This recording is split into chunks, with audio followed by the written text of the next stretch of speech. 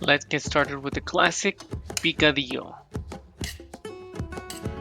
Now we're using 2 carrots diced, 3 potatoes diced, half an onion diced, a cup of peas, and 1 pound of ground beef. We're blending together a quarter of an onion, 3 tomatoes, 1 garlic clove, 2 chipotles in adobo sauce. Now heat up your pan, add your oil. When your oil is hot, add your onions, your ground beef, cook together, and season. When your meat is halfway cooked, add in potatoes, carrots, and sauté them.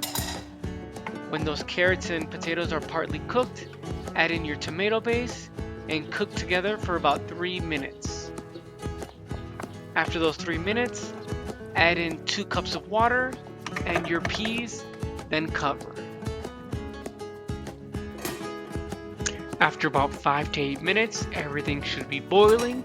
Lower to a medium heat and then cover again partly. Cook for 3 minutes, mix and taste. Add salt if needed, and then when your vegetables are cooked completely, you are ready to serve.